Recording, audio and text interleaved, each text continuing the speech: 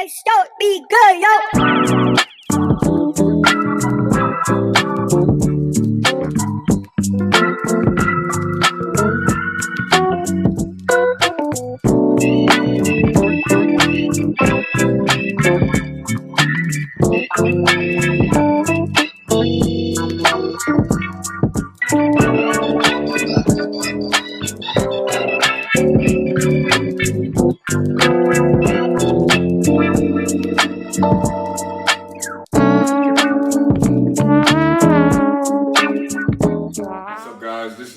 Podcast. I'm Deck. I'm BG. Yes, sir. And this will be a continuation of our Steel Curtain sessions. It's pretty much primarily what we're doing right now on this channel. It's newer. We're going to be getting to the Steelers on a daily or weekly basis, I should say. Also, just quickly to put out there, we pre-record these episodes from when they're getting dropped. So for the most part, there's going to be times where we're not fully up to date on topics. And that right now, that's just what we're working with. We may or may not put out quick clips to cover something like really trending. Like, of course, if we sign somebody 2 days after we record an episode, we'll probably try to record a mini little clip and get both of our thoughts on it. But other than that, we're just going to roll straight into things. Of course, the Steelers are at training camp right now, so that's going to be the wide majority of our coverage right now. Yeah. I'm going to hop into the first topic. Terry McLaurin, that's how you say his last name, right? Yeah, Terry McLaurin from Washington Commanders has requested a trade. Of course, we have a guy like Myles Garrett from Cleveland that did the same thing, ended up getting paid, and he stayed on his team. There's a possibility, of course, but when a wide receiver requests a trade, any player for that matter, it shakes the league up a little bit. You start thinking about who could get them. And of course, the Steelers are one of the main teams that are in need of a wide receiver one.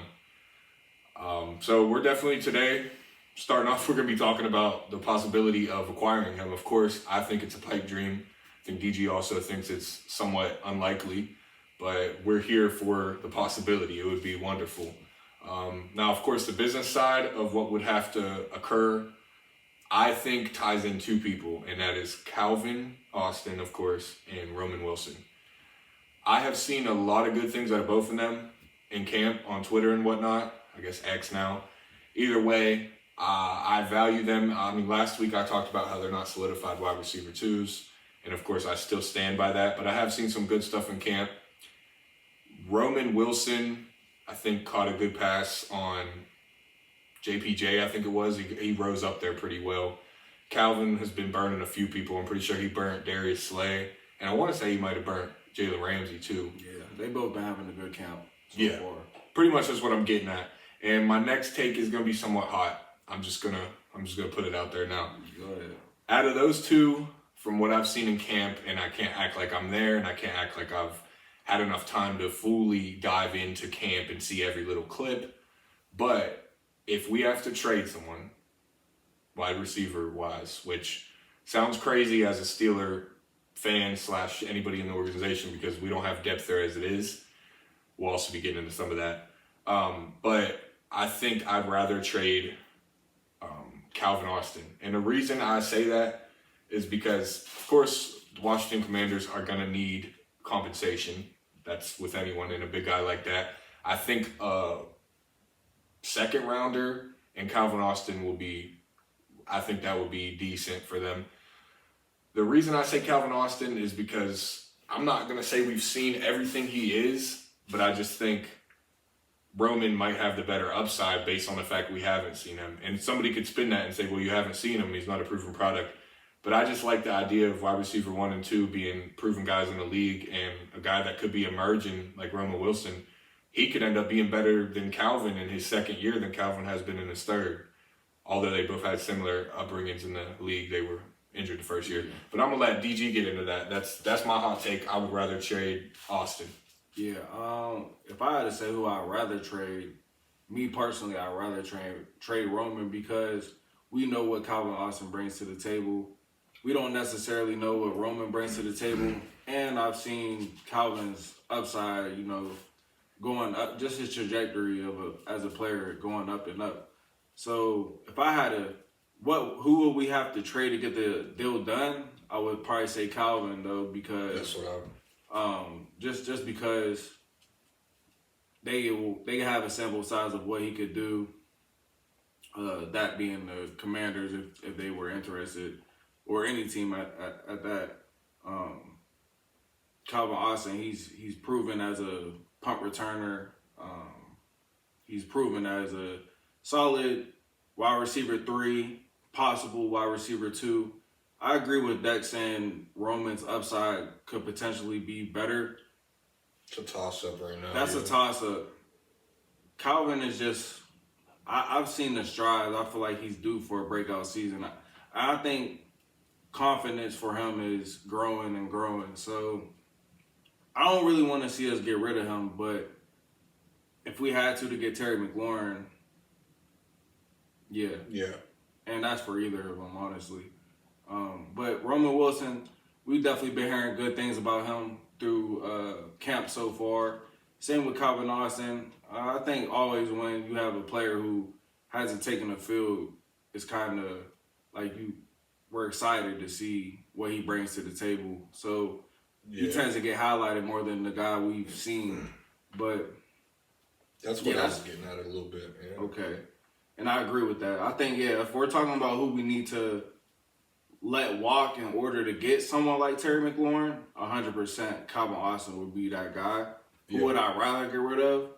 Roman Wilson. But if we give away Roman Wilson, we probably got to also give away either a first round or first and a second, something for Terry McLaurin. So that's all I have on that subject. Yeah, I mean, I'll brush up and just end it there. I guess I love Calvin. I really do. I think he could be a great player in this league. And I even said on a past episode that his apex is wide receiver 2. With that being said, I guess my realist approach was what was kicking in is Calvin would be our pathway to get Terry. And along with that, I agree with D and myself, like I said before, is it's enticing when you have a young player like Roman that we haven't seen. It's technically his rookie year in terms of play. I know he got on the field a few times, apparently. I hardly remember that. I think he had 2 snaps the whole year. He was in and out of injury. Yeah. And he wasn't well-versed on the playbook. Either way, as a homer, and I said this a couple episodes ago even about Derek Harmon, if you prove that you can play in black and gold, I'm going to love you just like any other Steelers fan. So I do really like Calvin. It's just the intriguing part of the unknown that I would rather keep Roman, just because if you have 2 star wide receivers, why not go with the guy you haven't seen play? But there's 2 sides of that.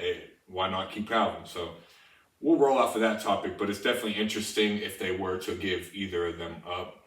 Yeah. My bad. No, you're good. Going into the next topic, I know, if you're following the Steelers and you're following training camp, you've probably been hearing good things about Will Howard and what a lot of sources close to the team have to say about him. So, will Howard be the future of the Steelers? And we want to kind of get into that. So, I'll let Deck take this one too, because I'm interested to see what he has to say before I put my input in there. Yeah, man. As a person that watches football, the emotion behind football, a lot of times we are always going to root for the underdog. That's just natural for most of us, right? A guy like Will Howard, as much as I'm not I don't keep up too much on Ben. Great player. I don't have too much to say about Ben. He pointed out things that I can resonate with on his Channel 7 podcast, where he said he knew Will was different when he saw him take that slide that ended the game. That, of course, was an accident. Wasn't fully aware in the moment. And he said how he comes back from this is going to be a testimony. And, he went all the way. National champion. Of course, getting him and Jack Sawyer, you get winners. You get guys that have been doing things at a high level the previous year. When I get into Will, that's what I think about is winning. And then, Brady coming into the NFL, he was winning where he was at. So I think of Will as that underdog, winner, great mentality. I think given his approach to the game, he might be one of our best leaders already, although he won't be on the field, so it's a little different. But I could see him being a psyched up guy on the sideline and not just a Russell Wilson that's doing whatever the heck he was doing last year when he was fully equipped, even though he's hurt. That's more showy, in my opinion. That's more a guy that wants to look a certain way on camera. Will Howard loves football. He's a football guy. Like, that's evident when you watch him play football. I don't want to drag this out too far, but I really do like him as a person from what I've seen, and I really like him as a player. I actually put on Facebook, me and Darius were on Facebook a couple months before the draft, and I put something out that said Will Howard could be the next Big Ben. I hope we get him. Yeah. And it happened. Now, was I more high on him before then? Before the draft? Yes, because I thought he was a third-round guy. But Big Ben also said he might be a third-round guy. He thought he was going to be. I guess technically some of my thoughts dropped on him, not as a player, but as a possibility to be our starter when he went to the 6th round, because naturally the draft next year is in Pittsburgh. We have all these compensation picks. I just see the Steelers as an organization being fearful that they're going to miss out on the one. And Will Howard might not be the one. I could see him definitely being in competition with that one if we do draft a new one. But I'm getting delusional a little bit with these camp stuff. Apparently he threw like a 70-yard touchdown. I'm getting delusional when I want Will Howard to be the guy next year. Right now, I love the size. I mean, Josh Allen's probably my favorite quarterback in the league. And I think if I were to give him a league comparison in terms of intangibles, it's Josh Allen. I'm fully in favor of seeing Will Howard start. He's a Pennsylvania guy. I don't like O State at all, but you got to respect the organization. They're wonderful at what they do. I mean, size, running capabilities, the arms there. Yeah. The mentality is what intrigues me the most. 100%. And that's Pittsburgh, man. I think he's a Pittsburgh guy without even, he hasn't played a down, but his winning mentality and his toughness that I could already see. I would love to see him, so I'll pass it over to D. Yeah, and to piggyback off that, I agree. The intangibles is something that stuck out from him immediately. Like, if you go back to watching his Gruden camp or anything pre-draft, like, I think those are things you don't have to question with him is the intangibles, him being able to read a defense, just his all-around knowledge of football. And he's a competitor. He's a gritty guy. So he's someone that I look at as like a natural born leader, someone that just has that gift to be able to lead.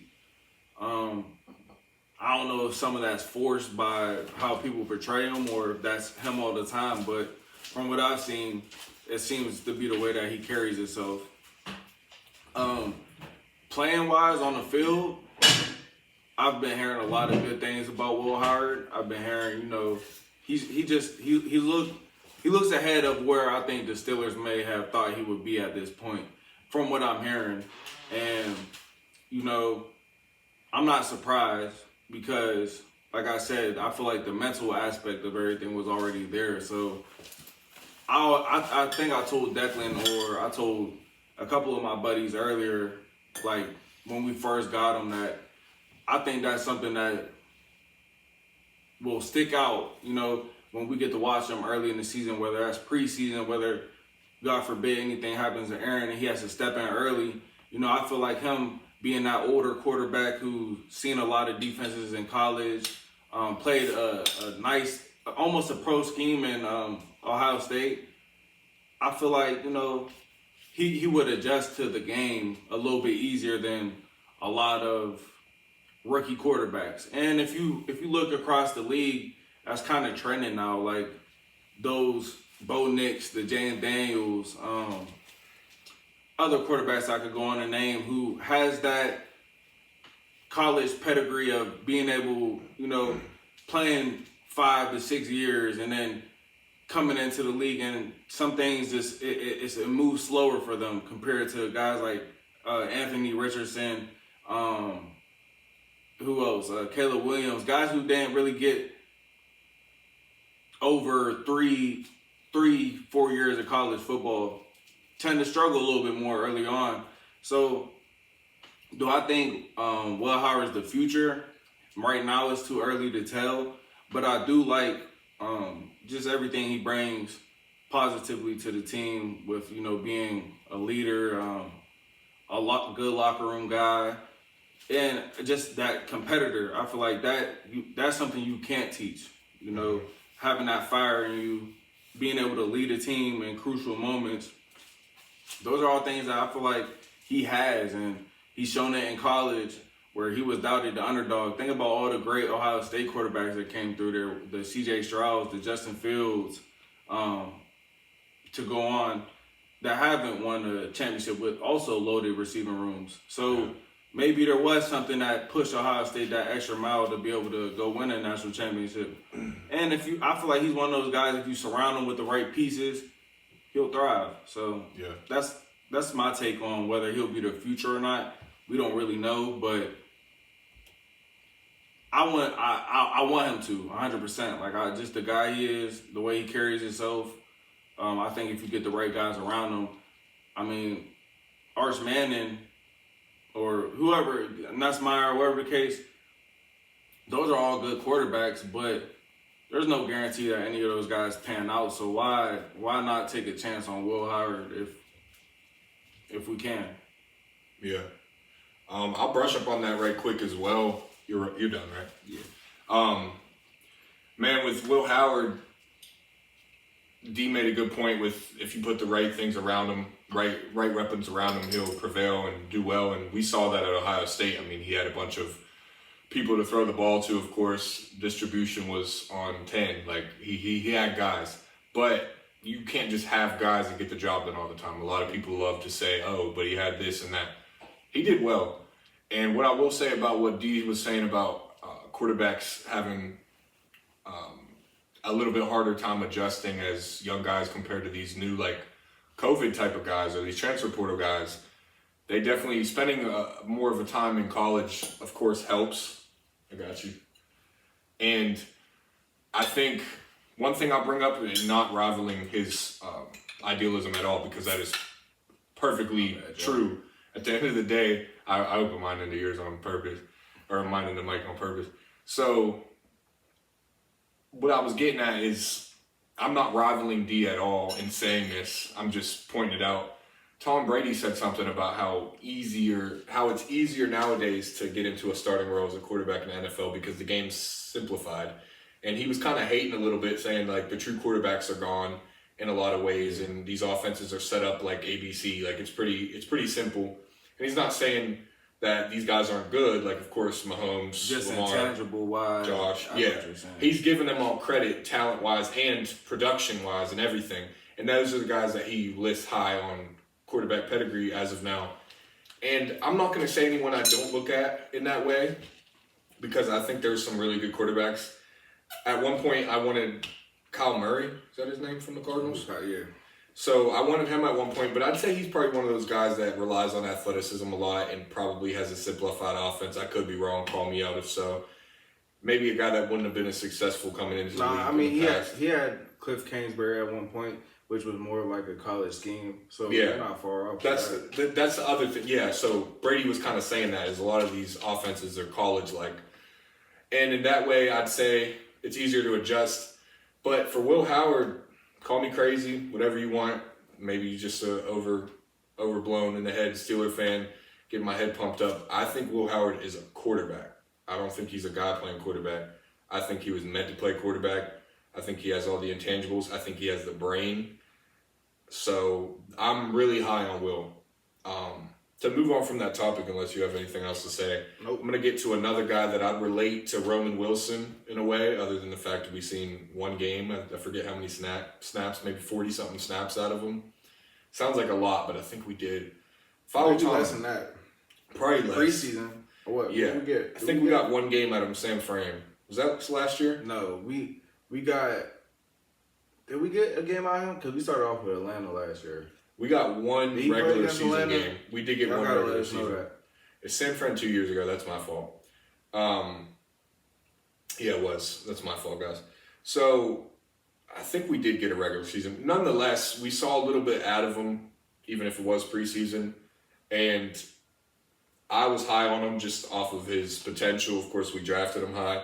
Apparently, it's been reported in camp that he got the best out of TJ 2 reps in a row. It was a definitive win. It wasn't like a tie or nothing. He fully repped out TJ and did well, which of course that's not me bashing TJ or acting like, oh, did he lose it? No.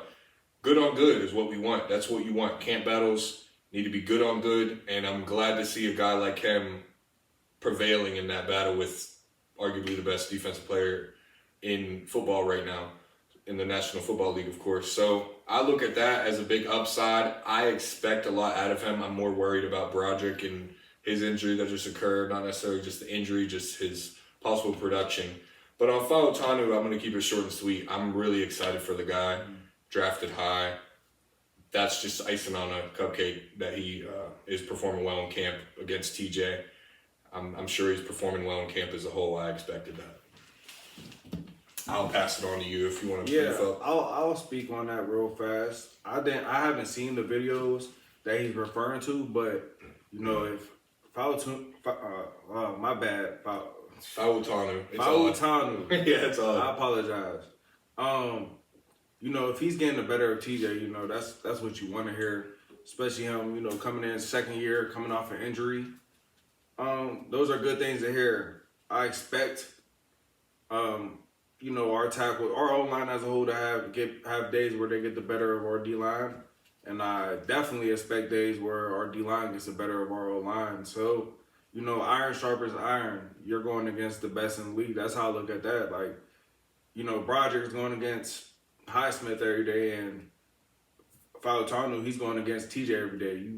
You can't ask for 2 better guys for your 2 starting right tackles to go against every day in practice. So whether he's getting the better of Fautanu or Fautanu's getting the better of TJ, you know, it's always good to hear, you know, the competition. To go back, he mentioned Broderick for a second, and I do want to talk about Broderick for a second. I want to talk about, because I've seen people saying he hasn't had the best camp so far, and you know, I've seen videos to not say prove that theory, but just to help in it, you know. And I will say, the only thing I'm worried about with Broderick, you know, the natural talent's there. I don't know if he has the best technique, but I think it's a mental thing with him. You know, he just needs I think it's important for him to start off and come out to a good start of the season. You know, maybe go out to a good game against the Jets. That will really help his confidence. It's just a confidence thing with Broderick. And he's an up and down guy. Yeah, so he wavers a lot. He just needs to put together a good string of whether that's practices and wherever the case. I also think he needs a lot of preseason work. Let him build himself for week 1. And I don't know, I just want to kind of touch on that because I see him, you know, catching a lot of slack on social media. Give him a chance. You know, he's going back to his natural position this year. So it's still early. Give him a chance. But I just hope that he gets his mental and his confidence to a place where he's able to perform without thinking too much or thinking about the critics or anything negative, you know, people have to say.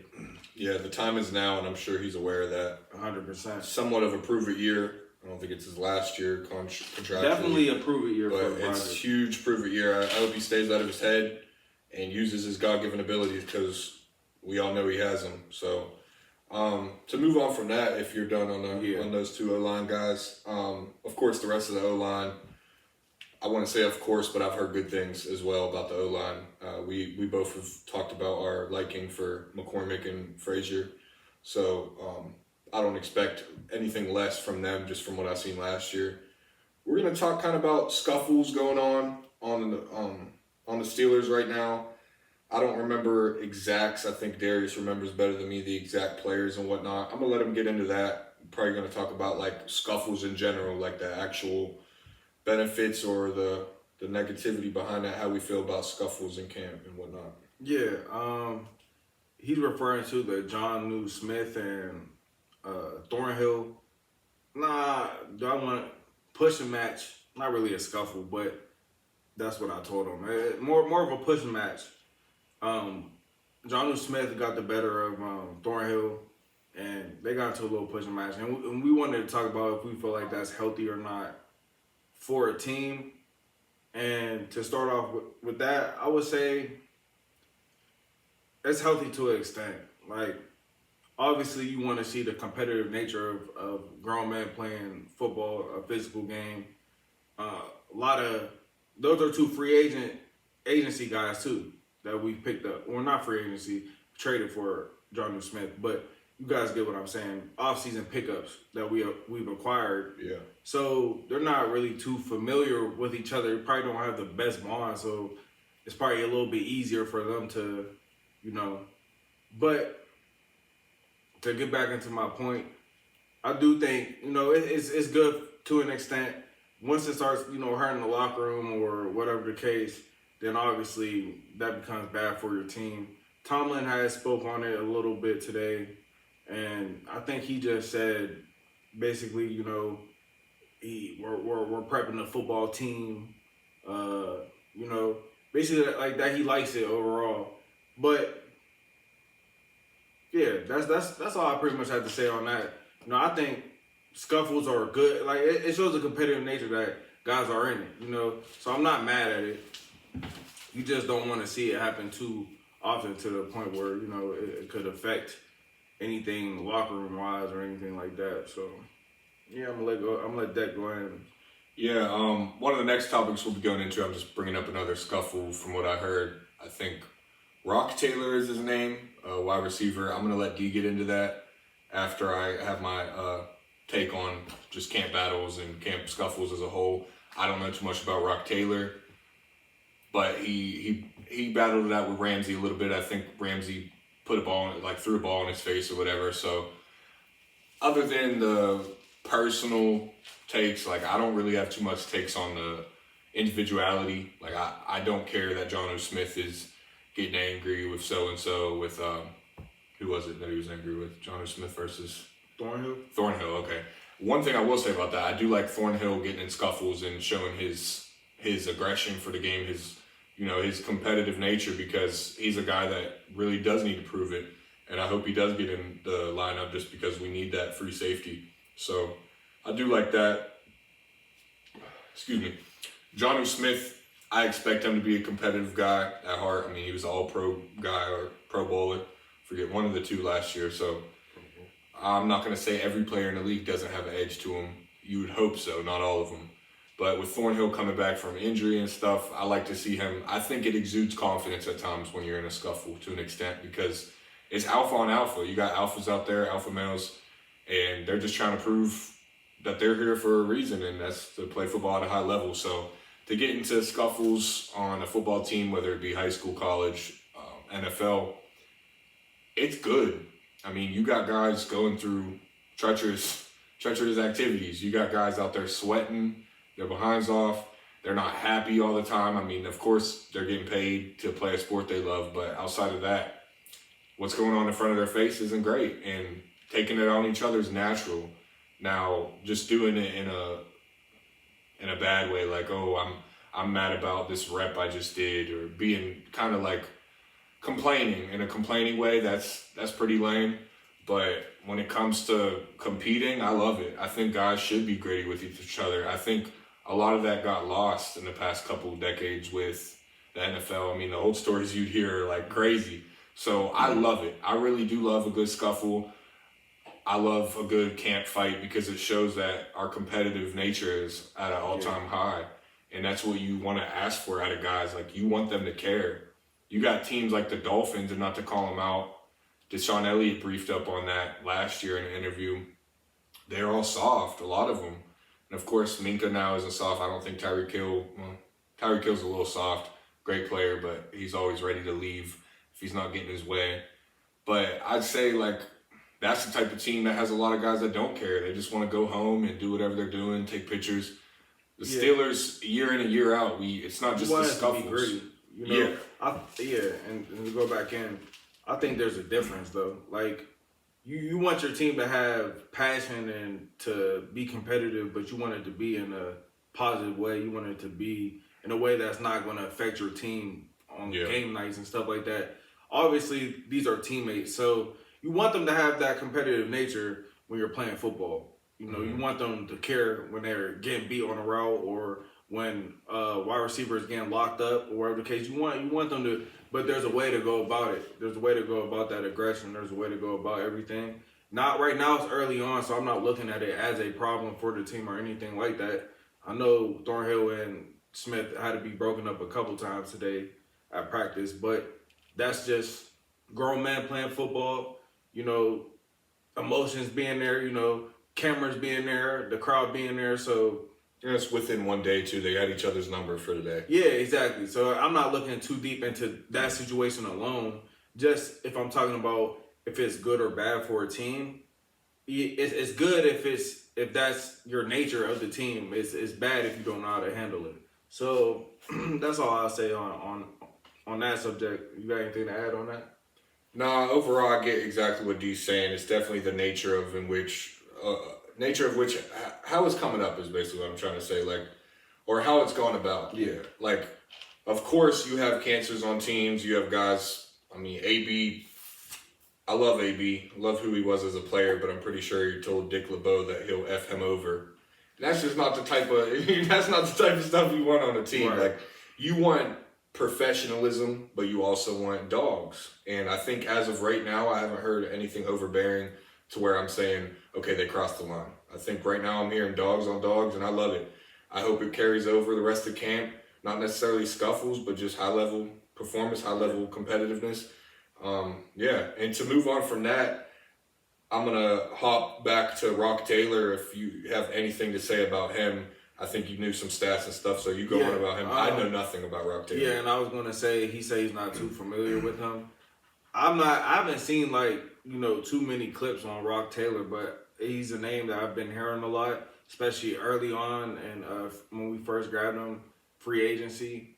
And he's a name that I'm hearing a lot now. Like, he's just making a lot of good plays with the twos right now. One of Will Howard's go-to whenever he lines up with the twos.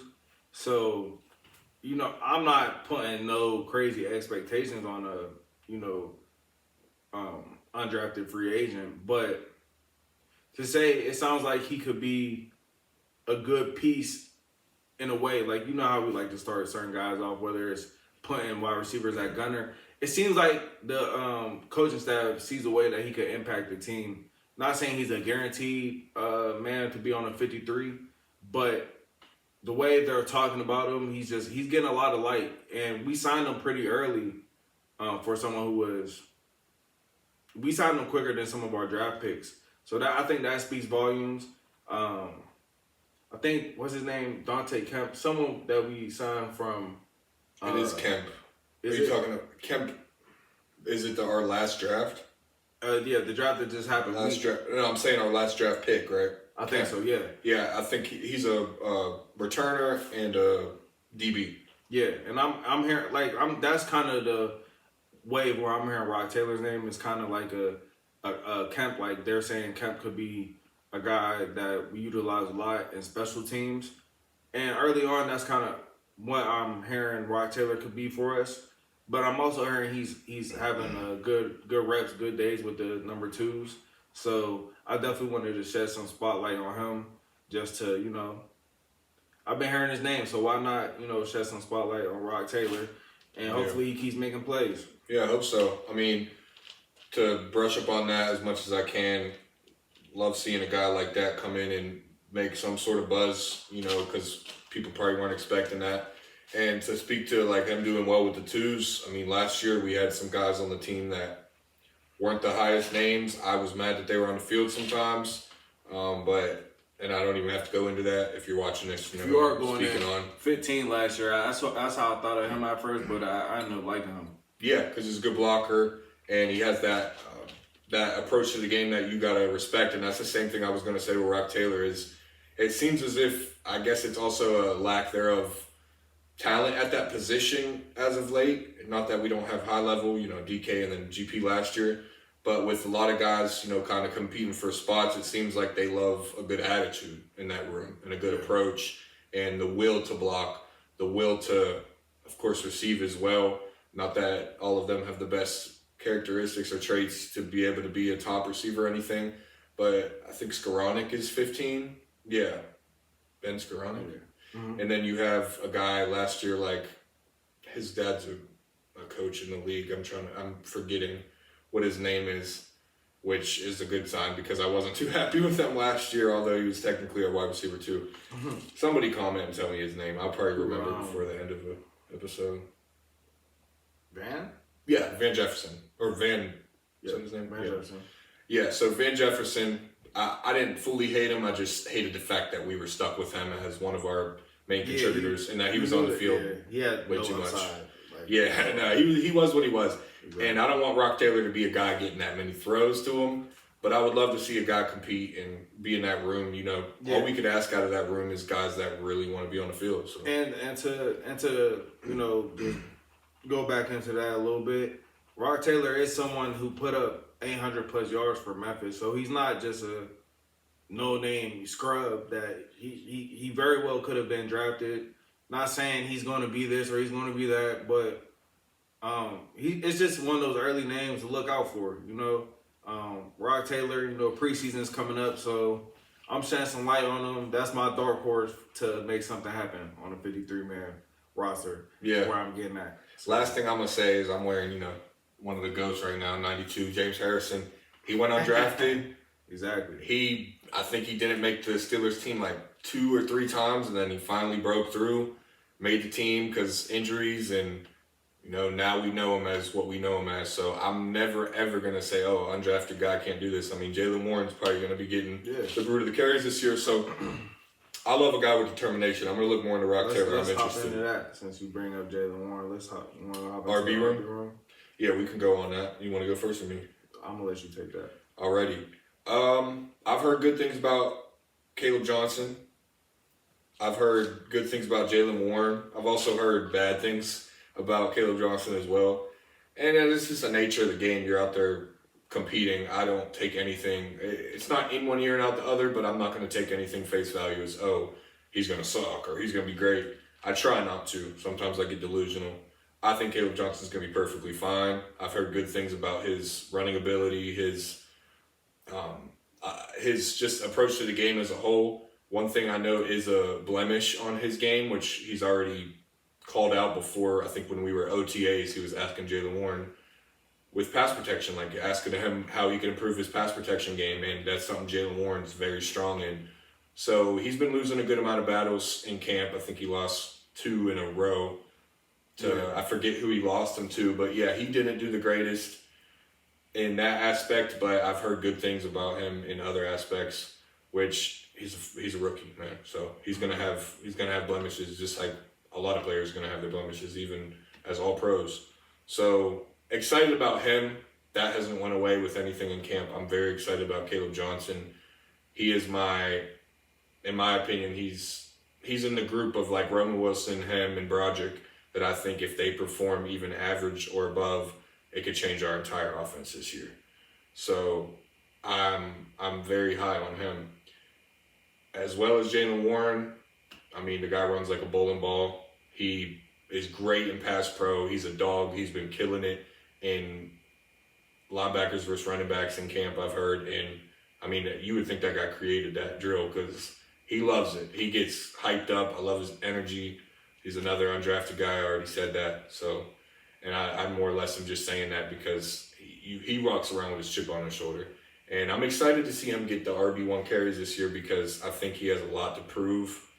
So as far as the running back room goes with those top 2, I'm not going to say top 2 because I definitely think Kenneth Gainwell is also going to be in that mix, probably above Caleb Johnson.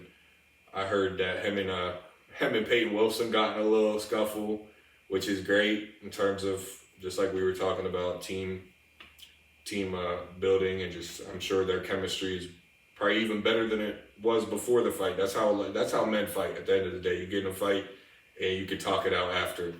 It's sports at the end of the day, but I'm sure there's a little bit of stuff going on behind the scenes that we don't know about. Either way, running back room wise, I'm still high on them. I still think that's going to be a good position group this year. I don't see anything that's a blinking red dot right now where people are saying, "Oh, this guy looks bad" or anything. So yeah. The RB room. I like the RB room. I'm very high on the RB room. I expect a lot from our RB room because I think we got everything that makes a good RB room. We got a promising rookie. We have the veteran that we know what he brings to the table, and we have a solidified backup in this league. When I say solidified, I just want to say he's proven as that RB2 role. I mean, he was RB2 for the Super Bowl champions, who's also a very run-heavy team. And he got, not the bulk of the carries, of course, with Saquon there, but he got probably 30% of the carries over there. So he's very capable. I think our RB room has grown a lot from last year. And training camp wise, I've seen a lot of Caleb Johnson. I think he's gifted in every way you want your running back to be gifted. Dex spoke on his pass pro and him needing to get better there. And I do like that he's taking the challenge to accept that, because they say the first part of, being able to change something is to accept it. So I'm glad that he was able to realize where, he needs to get better at, and that he's not scared to, go to someone who's been there and get advice from him, talking about Jaylen Warren, because Jaylen Warren, he's good in pass protection. So he can learn a lot from him, Gainwell as well. I just think overall our running back room complements each other very well this year. Different skill sets they bring to the table, but it all complements each other and what we want to do. So I like the patience that Caleb Johnson had. If I'm being honest, I think he will end up overtaking that RB1 spot. Yeah. That could be a hot take.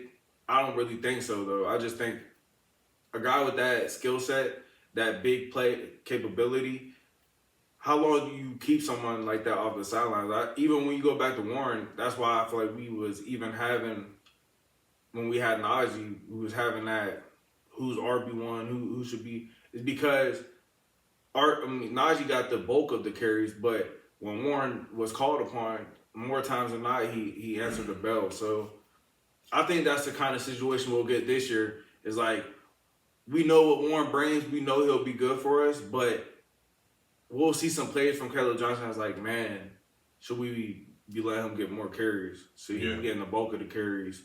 It's just a conversation I think we'll have midway to later in the season. So that's where I'm at on the RB room. And, to go on our next topic, but to pair a little bit, I've heard a lot of good things about JPJ in the run game, Joey Porter. I've seen some videos of him, big tackles for a loss, Jaylen Warren in the backfield, one-on-one tackling too, like not one of those, the running backs getting straight to the sidelines and he hits them out of, no, I've seen open field tackling, him being able to lay the wood on Jaylen Warren, and that speaks volumes because you want corners who are not afraid of the run game. Make no mistake, we still play in the AFC North, so you want your corners to be physical, willing in the run game, and so that's what I'll say about JPJ. Yeah. Brush up on the last topic quickly. I love a good committee of running backs. I think we have a great committee of running backs. Like you said, Najee last year, I thought they schematically kind of messed him over sometimes, and that's why he didn't get the end product I think he could have had. Yeah. But also, he didn't have the explosion I think Caleb Johnson has, and that's why I think Jaylen Warren and Caleb Johnson will be a better 1-2 punch than Najee and Jaylen Warren, because Jaylen Warren is a north and south guy sometimes. As much as he has that quick go, I mean, he's like a bowling ball, like I said out there. So I think they'll be a better 1-2 punch, actually. And they seem to be personally getting along, too, from what I've seen.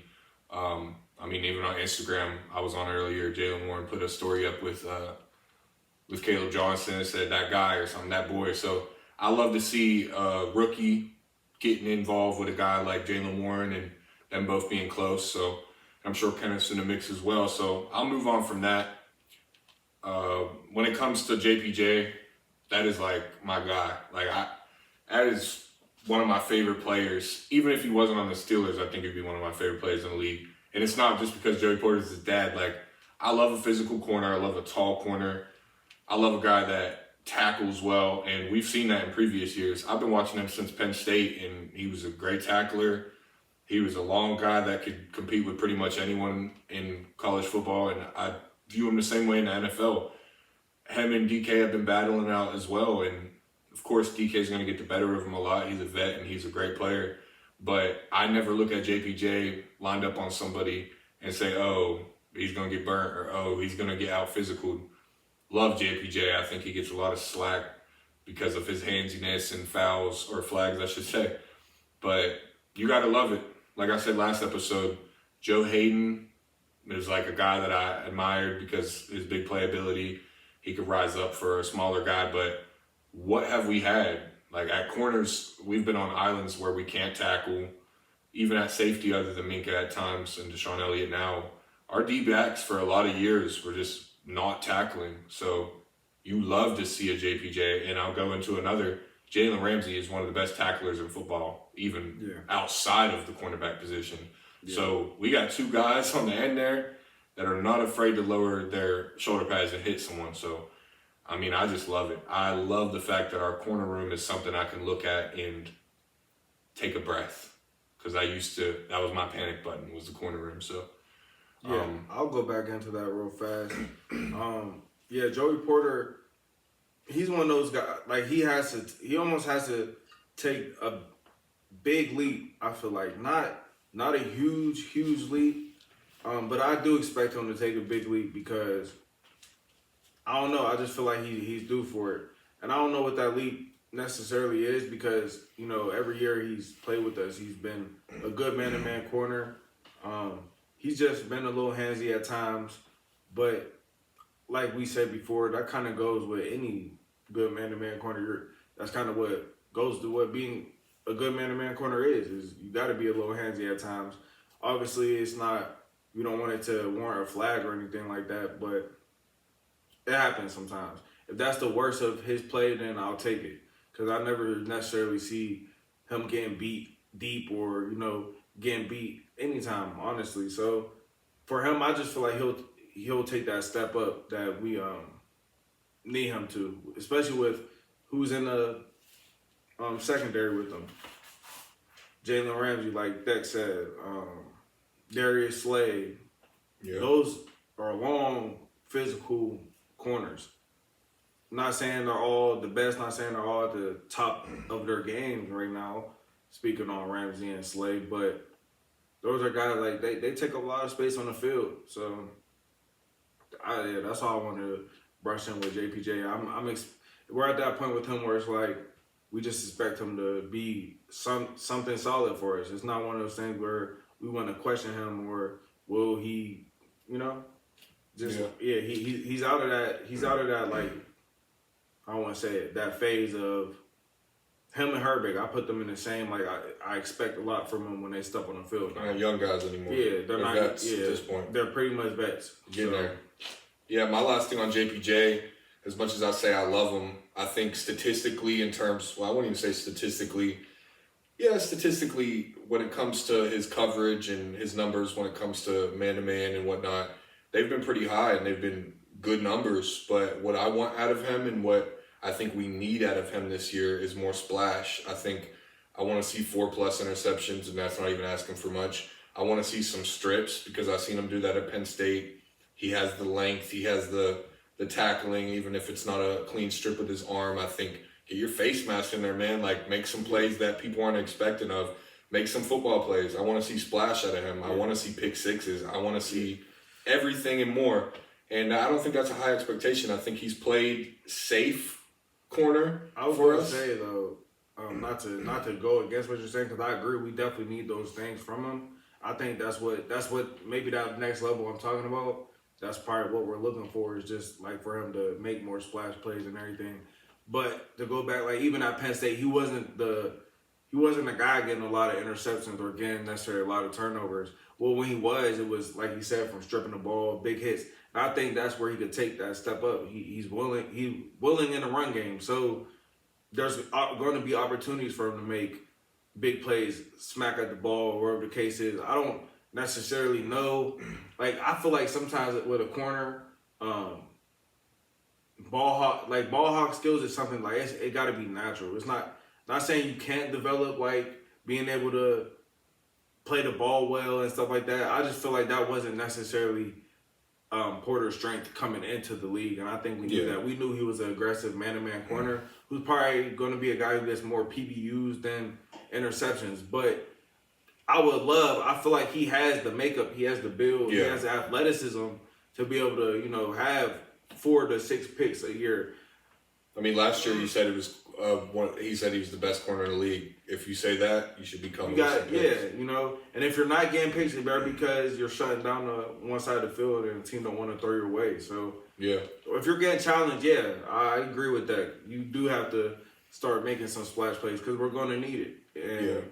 And that just is what it is. I mean, even like, and I remember my bad, I'm rambling a little bit here, but I think it was either the first or second episode that we've done. I was telling you how like Beanie Bishop, he kind of has a knack for the ball. And that's kind of what he brings to the table.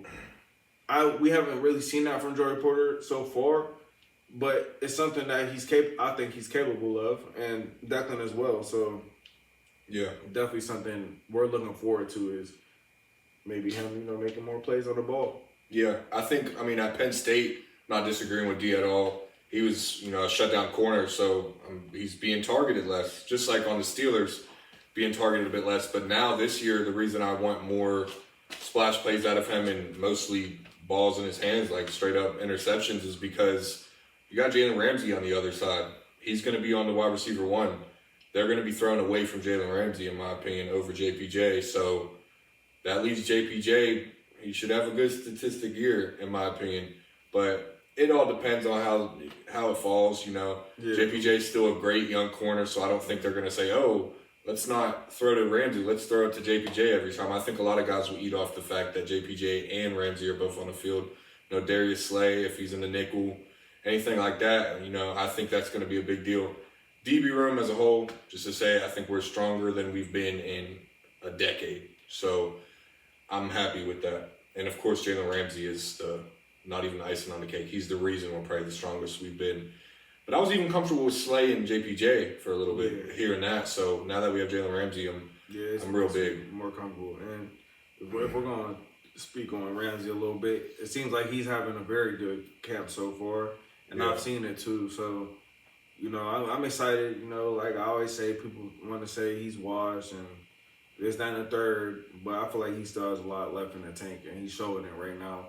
It's early, but he's showing it through training camp. Which we're not surprised.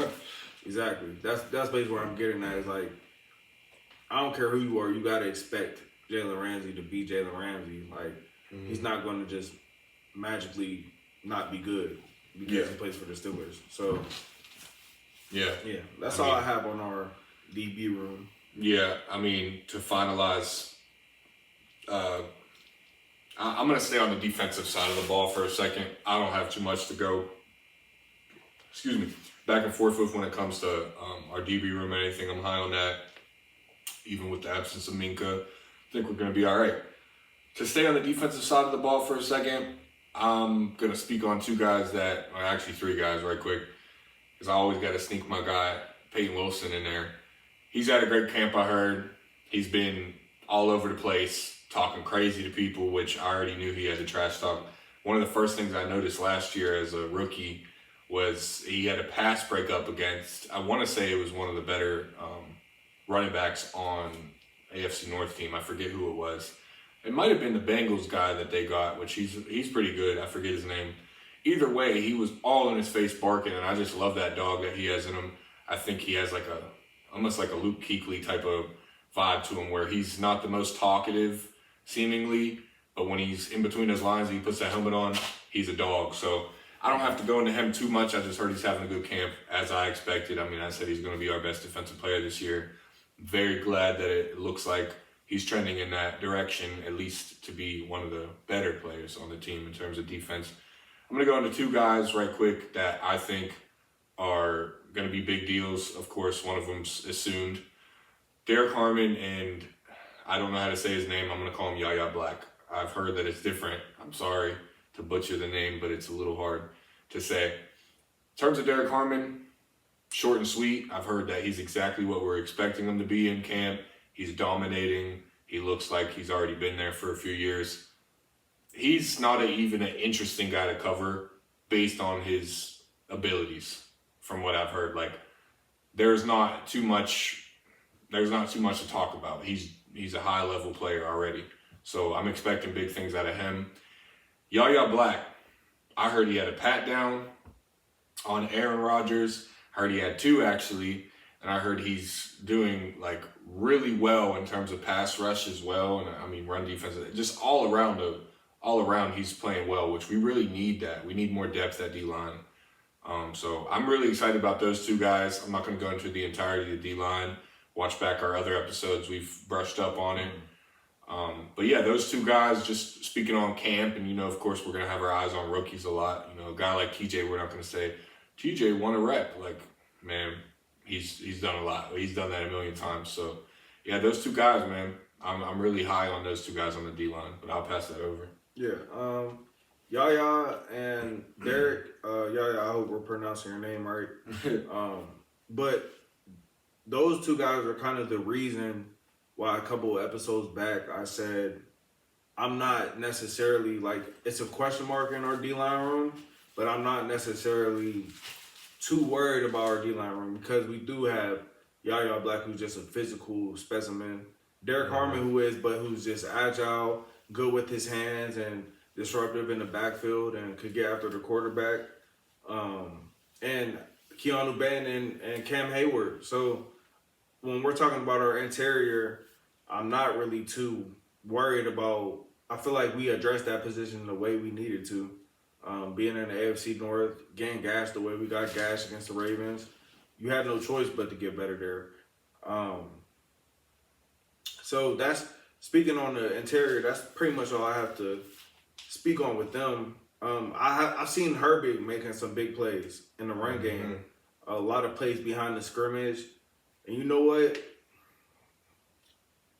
It's a rough situation with Herbig for me because I feel like his potential is like, you throw him. I honestly believe like you throw him on the tandem with any other great DN in the league, he's probably starting for them.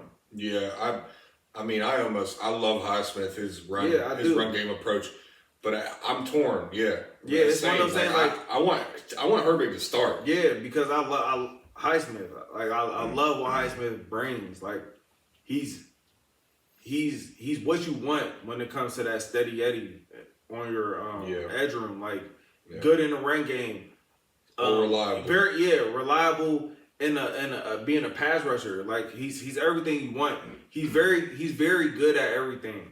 But I feel like Nick Herbig is great at a lot of things. Be a star. Yeah, like it's that TJ factor. You see TJ make so many splash plays, and you see him do all these incredible things on the field. Nick Herbig adopts a lot of that, and he's a wrecking ball when it comes to a game. So we've seen it last year with the Ravens. We've seen it multiple times. Strip sacks. He looks for that ball. He's just one of those guys where maybe sometimes he could be a liability in the run game. Sometimes, but I like what worth it. Yeah, and it is, and because of what he does and the outcome he could bring to a game.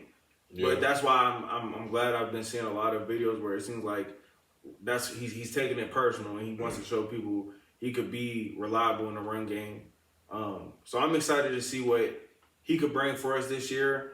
I kind of know what Highsmith is going to bring. I don't know what his ceiling is, what much more he could do for us other than just be a really good player for us, which is good. That's what we want.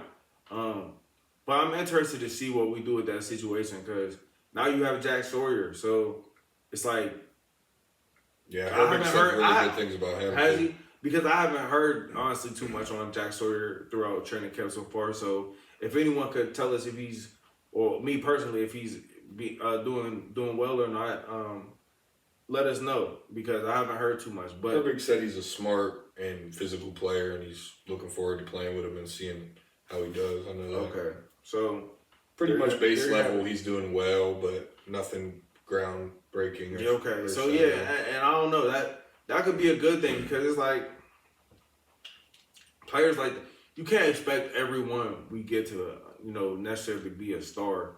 I feel like Derek Harmon could play that role for this draft class. Caleb Johnson could play that role for this draft class. And maybe Jack Sawyer, but who we are speaking on right now.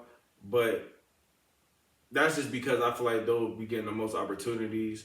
And Jack Sawyer, he's one of those guys where he's like another. I look at him as, we haven't seen him play a snap of football, but what I can imagine he would bring to our team is just the toughness, just being able to be willing in a run game, stop the run game. He's everything that we need. That's why I like our D-line. I love our defense a lot on paper because the areas we need for us to be great, especially being in the conference that we're in, being the AFC North, you need run stoppers. You need guys who get after the quarterback, all the great quarterbacks in our division. Everything we need, I feel like we have. I just hope that we could put it all together this year. Years before, and I'm getting a little off topic here, and I kind of want Declan to elaborate. I just feel like, give his opinion. I just feel like last year, people like we have one of the top end defenses and things like that, and I think in moments we look like we had the top defense.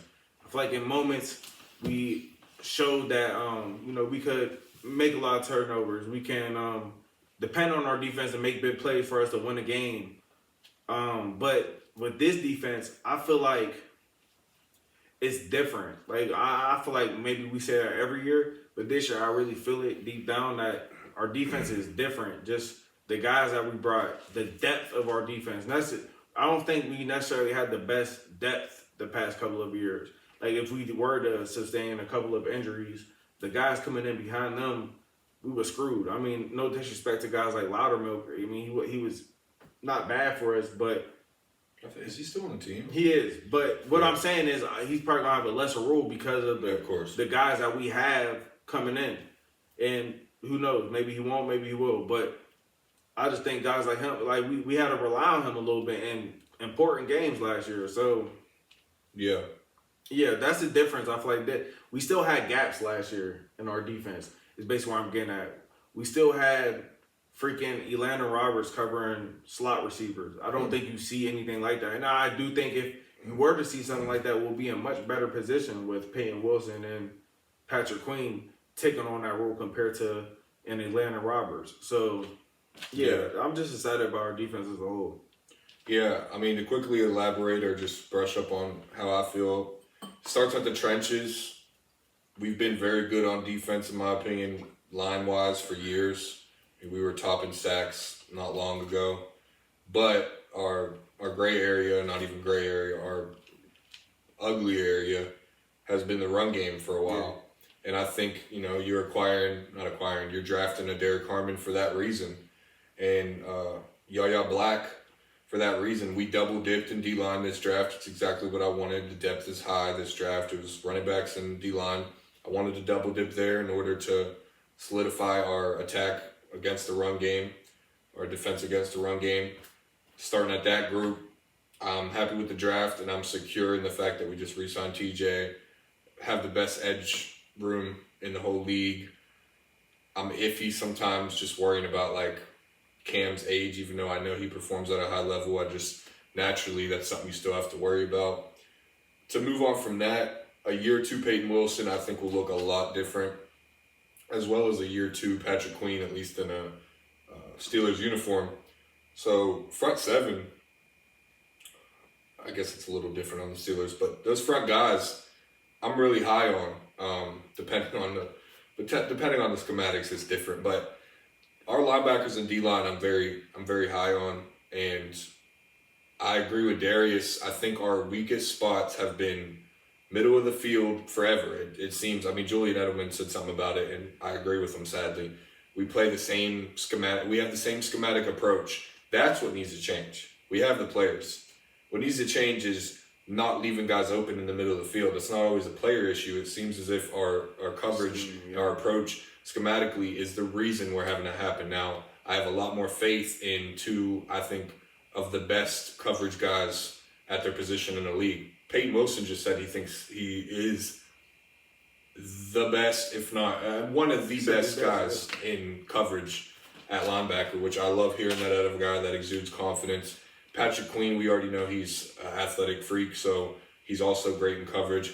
Hopefully, even without the schematics, if we still see the same mold, those guys' athleticism will be able to make up for some of that. Now, as far as another area we've been horrible at is DBs and tackling.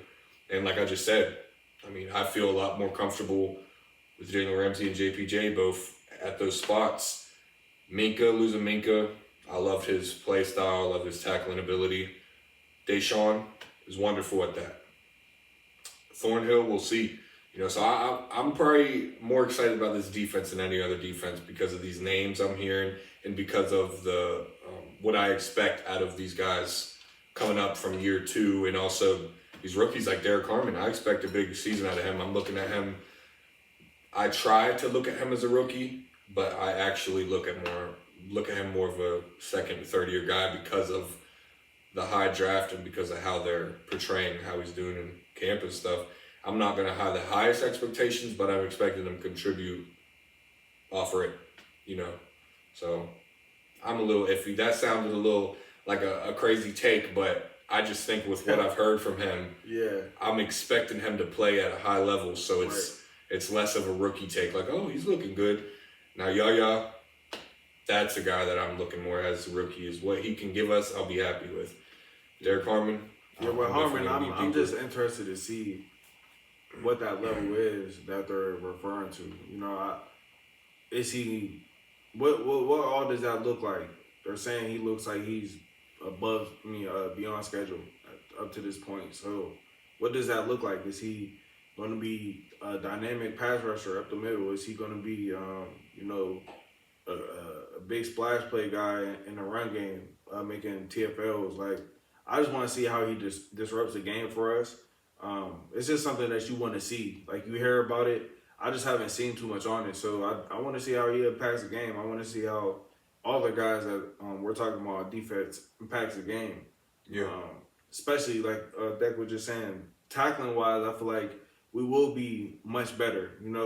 Those second efforts that a lot of running backs were getting last year, I don't think you see. Like he said, Jalen Ramsey, one of the best tackling corners in the league. Deshaun Elliott, he's proven that. JPJ is very willing and showing that he's willing to do that. So, I think like Deck said, all of our gray areas seems to be improved on paper. So we just have to see how that comes together. But like he said as well, I'm very excited to see. That's the most thing I'm excited about. I don't want to say the most excited thing. I'm excited to see what our offense looks like too. And I definitely want to see how everything goes together over there. Defense is just something I expect us to be good. I expect that. I mean, I feel like last year, if our offense cooperated a little bit, our defense may have still looked good. I hope this year's, how I want to say it, we're more balanced. Mm-hmm. That's the biggest thing I want to see this year. How balanced are we going to be? Yeah. Are we going to be able to complement each other in every aspect of the game? Or is our defense going to have to come through for us in multiple games? Because those games that we were winning, even when we went 6-2 with Pickett, early on last year, like our defense just came up in so many big moments. Even when we got done watching the game, people had to literally tell me like, hey man, be happy with the W. Because I still wasn't happy because it didn't look good. Like on TV, it didn't look good. I even when we had the killer bees, like there's some games that we lost, but I'm like, man, we're contenders. You know, like we could lose anyone, but we could definitely beat anybody. But last year I didn't get that vibe that we could compete with any of the contenders. The teams that were actually in position to make a run at the Super Bowl. You've seen what happened when we were matched up against those teams. It's like the real separated from the fake. So This year, I just want that's where I hope to see improvement. Even if we don't win a couple of those games that I would want us to, like the Bills at home, or are we going to look competitive in those games? And I think the changes that we made this offseason allows us to have that opportunity to play better in those games. So, yeah, we'll see. Yeah, I mean, flipping the script like he just did, I'm going to brush up on this because if you made it this far, we really thank you because I said something about trying to shorten episodes, but it's tough. It is hard. We both talk and I enjoy it. So I'm not going to apologize for it because I enjoy run-on conversations and being able to cover topics more deeply than just surface level stuff. I will be a little bit surface level with this last topic. I think it's going to be kind of a mixture of a few topics, only because there's not too much there, but at the same time, there's enough there going into what he just said. So we need balance. We need an offense. We haven't had one in years. And something that has been emerging through camp is that DK and Rodgers look great. I'm pretty sure Tomlin just said something on that about DK at least. And of course, Rodgers would mix into this is I expect that. Same with me. I don't expect anything but top tier level out of DK. AR, I don't expect the old MVP, but I definitely expect the best quarterback we've seen since Ben. So them connecting well and doing great on the field, not surprised. Jonnu doing his thing, not surprised. He was just a Pro Bowler. So we have bigger names. We have more depth at tight end, which I was kind of iffy about, but depth anywhere is a great thing. We have a better quarterback.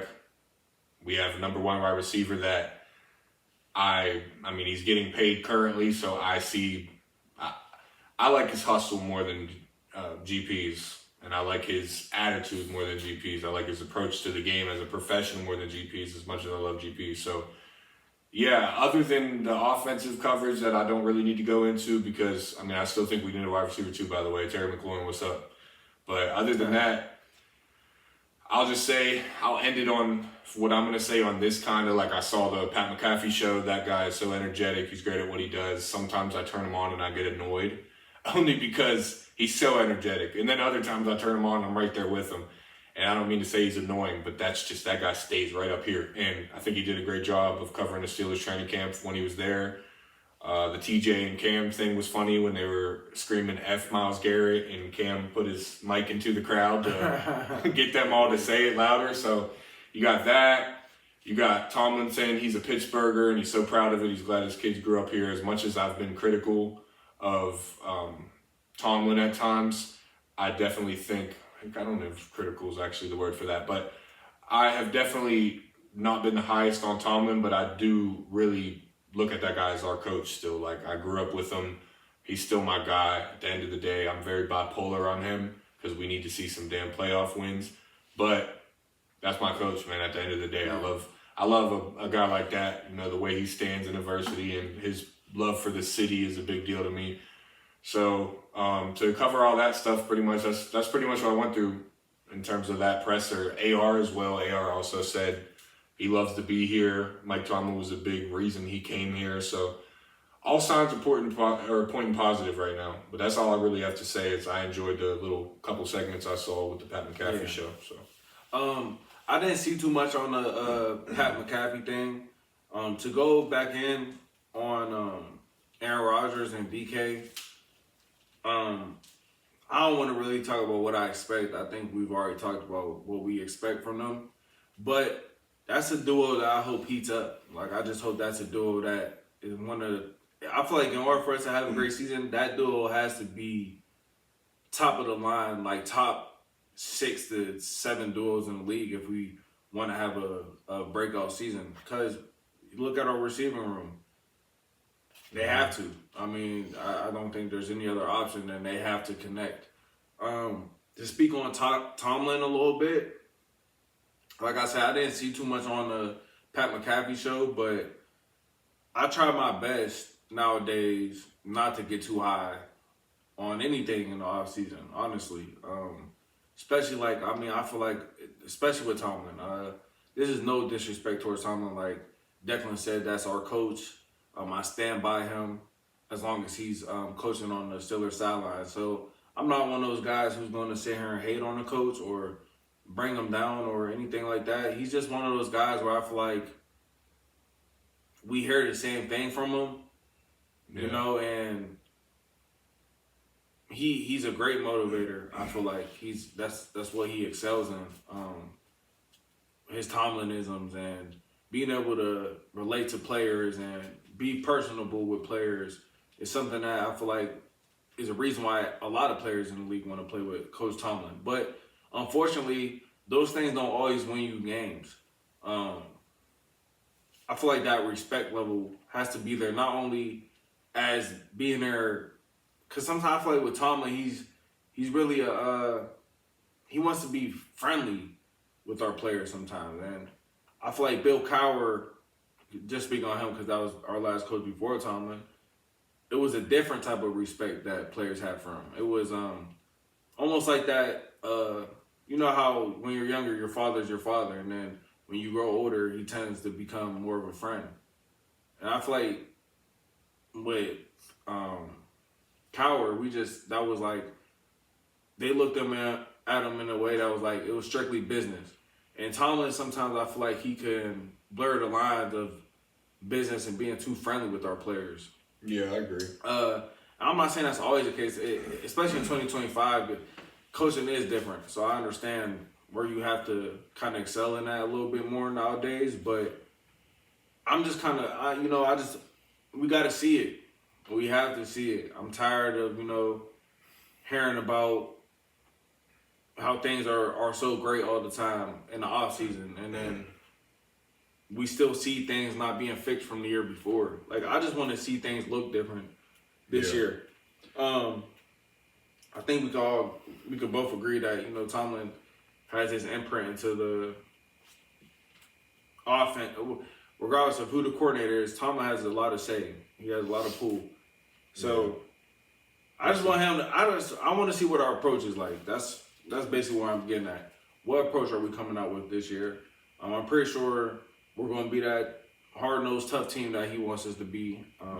That the Steelers will always have to live up to. But how modernized will things look this year? Like, I honestly, it's going to be hard for me to watch a full season of what we had to witness the past 3 years. And that's where I'm getting at. I remember being high, like I said, watching Kenny Pickett look like a god in the preseason and all that stuff, and then just us ultimately being let down. So things need to look different this year. This is a maker, whether people want to say it or not, it's a make or break year for Mike Tomlin. So, I agree. I was going to say that. Yeah, so that is what it is. Like, that's my coach. I stand by him. I stand by everything. But that's not, the past 9 years to me is still unacceptable. It is. At the end of the day, we're making playoffs most of these years. We're breaking 500, but it's not acceptable. So things have to change this year. So that's where I'm at with that. Yeah, I'm going to end it out on that topic. To get to the point, Mike Tomlin, the reason I say I stand with him as a coach, he exemplifies everything Pittsburgh stands for in terms of competing, being a winning team. We can't argue his intellect and we can't argue his dedication to the game of football. On the other hand, the reason I've been so critical of him, and I guess preseason, it's one of the reasons I'm not right now. I'm sure you'll see me fully yelling at him mid-season, and that's not me expecting the worst, but that's just me expecting, like Dee said, what has been the norm. I'm going to make this quick. He micromanages too much from what I see. He knows way more. It's an old saying, but he's forgotten more about football than I'll ever even know. But just as a fan perspective, I do think he really micromanages too much. I think if he's going to pride himself on the defensive coach that he is, our defense needs to perform once and for all. And I also think sometimes his hand's too much in the offense, like I just said, micromanaging. And he doesn't seem to know too much about the offensive side of the ball compared to a lot of coaches in the league. This is an offensive league. We're going to need a better approach schematically on both sides of the ball, mainly defense. I think we've been more lackluster on game day than we are on paper. So when I bring up, like, why are we getting passes across the middle? Why are our cornerbacks getting dusted? You have to relate that back to a DB coach named Mike Tomlin that is a head coach. I think when it comes to a guy that wants his hand in everything, if he's going to have his hand in something, it needs to be that damn defensive back group and also just coverage as a whole, So linebackers applied as well. So It's a prove-it year just as much for Mike Tomlin as it is for Broderick Jones. Sounds crazy. Broderick Jones isn't a Super Bowl guy or a Super Bowl winner. He isn't a Hall of Fame player like Mike Tomlin's a Hall of Fame coach. But like D said, I'm starting to get short-term memory. I'm forgetting about the past. Like I said, I stand by him, but for real, I stand by him entirely because he's my coach right now. Now, a change of scenery that I was hearing about last year, I was somewhat in favor because I think he's a great motivator. I do think he's a bit too friendly, but I also have heard so many players, everyone in and out of this organization, talk about how great of a coach he is, such as AR, of course, as of recent, but literally every player I've ever long heard. do we hold on to that? Yeah. That's where I was getting at. That's why I can't fully defame him because I've heard such I feel like he leans into that, though. I feel like Tomlin does lean into that side of his personality because he knows that's what a lot of, players, that's what a lot of people recognize him for, is for being that player's coach. So I feel like he leans into that a lot of time, and we kind of just give him grace every time because of the type of person he is to the players and things of that nature. So that's what that's cool. I'm glad he's very personable. I'm glad that he stands for what Pittsburgh stands for, and I'm glad that, he makes, ultimately, players love him. Ultimately, players want to play for him. I love that. I do. I love all those things about Tomlin. But when those things aren't contributing to the wins that we are used to seeing or was used to seeing, I can't even say we're used to. That's my point. We're not used to seeing us win no more. Yeah. At the level that we want, that we know that the Steelers should be at. So, yeah, I agree with Declan. I understand where he's coming from, where his point, and saying, Tomlin's our coach. I agree. We both are in agreement there, but we are both also in agreement that things need to change. So, yeah. I mean, my final take, this will probably be the last clip unless you have anything else to say. No, I'm done. Is I guess this is a sort of a Tomlinism, let me know how I do, but Mike Tomlin's a guy let's say he's a miner, as in like mining for gold or silver, and he's nice and friendly to everyone that's with him. And he's a great worker. He's a great guy. He's been finding silver for a decade. And I'm going to take the guy that's not so nice, that just got me some gold, over the guy that keeps handing me silver. Give me a Dan Campbell. Yeah, give me something. I love Dan Campbell. But I'm tired of mediocrity. Let's get some gold, man. That's all I'm going to say. That is the final take on Tomlin. We need some damn gold over here in Pittsburgh. That's what we're made for. We're a city of champions. Yeah. We're not a city of mediocrity, so that's all I got to say. I definitely want to, we'll both close out here, but definitely want to say we appreciate the support again. Please interact with us too, whether that's through the comment section, whether that's through Twitter, whether that's through Snapchat. We need the feedback. Not only do we need the feedback, we need engagement from you guys to be able to, carry on different topics, to know what you guys want to hear. So it's not just about what we want to say to you. It's about what do you guys want to hear for the ones listening. I don't care if it's one viewer or two viewers. Don't be afraid to interact with us. We're very personable people, and we will interact with you guys back. So, yeah, that's all I got to say there. Thank you for tuning in. Yeah, I pretty much agree. Thank you for anyone watching this. Thank you for bearing with us. This is a really long episode. This is probably our longest episode we've had, which is fine. I like talking, and if you like listening, I really appreciate it. I know you probably have to put it into segments if you are watching this. If you got it this far, we really appreciate it. For anyone that watched this video, we appreciate it. Please like and subscribe. Of course, like he said, get to us on Twitter. Yes, sir. I think we're going to make a Facebook soon. Get to us on, if you have anything else to say outside of those platforms, you can email us at thebluebridgepodcast@gmail.com. But that's pretty much all I got to say, guys. Thank you very much for watching. Peace.